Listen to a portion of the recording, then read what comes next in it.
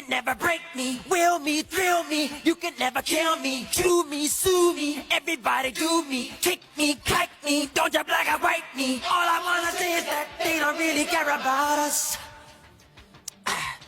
All I wanna say is that they don't really care about us. 4 billion naira to renovate his house. I want you to understand. Then there's another 2.5 billion for the vice president. Then you have another 4 billion for the renovation of Dodan Barracks. That is the state house in Lagos. So you begin to now see this is the priority. $27. Thank you so much, Osaz. $27. This is the priority of this administration. So when we talk about, I want to make this very clear. I am itemizing these things because I want you to understand. Before we get to the point where we start proposing solutions and blah, blah, blah, I want you to understand. When we talk about this system encourages corruption, Bola Tinubu is not changing the system. This is the flow, the cycle of economic activity. The priority is completely misplaced.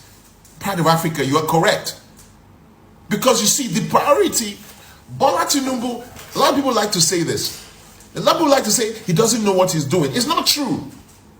Asiwaju Bola Tinubu, president, political godfather. Bola Tinubu is the first political godfather of his kind that we've ever had as president. He gave Lagos State not 1, not 2, not 3, but 4 different governors, the commercial capital of Nigeria. This man knows exactly what he's doing. He is consolidating power and corruption in his own hands.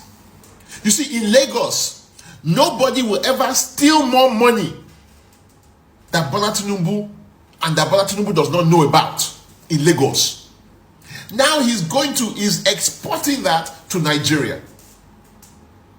When he removed subsidy, it was about bringing power. He wanted that subsidy to be in his control. You see, the subsidy was being controlled by other people. The cabal. The cabal. Remember, he told you, he said, oh, there are others who are controlling. He wanted to bring that control under him. The currency was being controlled by others. He wanted to bring that control under him. The economic policies, everything. This is why he sacked the EFCC man. He sacked the CBN governor. It was never a fight about corruption. He wanted to put his own people there so that he can be in control of it. So Bola Tinubu does not want to change the system. He doesn't want to shift the corrupt cycle. He doesn't want to end the cycle of economic activity that is corrupt. He doesn't want to stop borrowing. He doesn't want to reduce the cost of governance.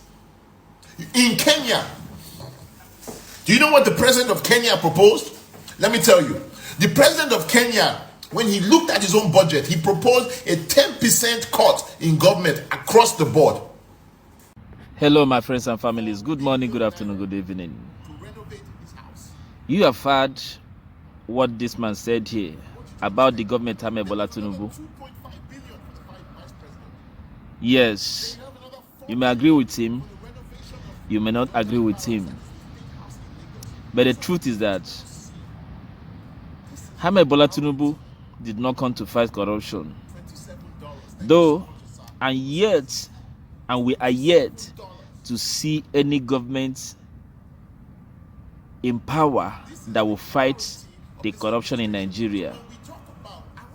Because what we have ruling Nigeria are cabals, men of the inner caucus, men who gave themselves rotational powers. Conducting an election in Nigeria is just to deceive us. They have already had their discussions on how things to go, and that is why Bola Tinubu came up and said, "Emi Loko, it is my turn," and they gave it to him. You know, he did not want the election.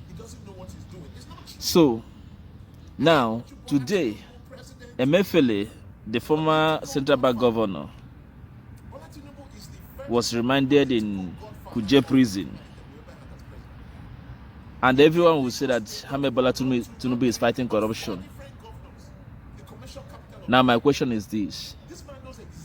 If truly Ahmed Bola Tinubu is fighting corruption, Emefele didn't act on his order alone. Someone ordered him to do so.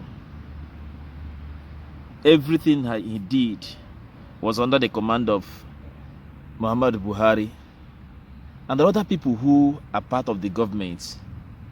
So if truly they want to fight corruption not out of sentiment and hatred from a particular region, General Muhammadu Buhari should also be arrested and be interrogated, and every party involved in this very money of a thing that they are accusing Emefele should also be invited. So in Nigeria, we are yet to see the government that will fight corruption. But in this case of Ahmed Bola Tinubu, he only came to consolidate and take what belonged to him. Because what they are sharing is just the national cake. So he has come to collect his national cake. And this is what we are going to see.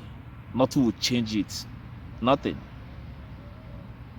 The truth is bitter. Nothing. They are going to do nothing. Only to consolidate and take what belongs to them. Because they believe that Nigeria is theirs. I beg, leave your comment and subscribe to my YouTube channel, NDS Opinion TV. I love you.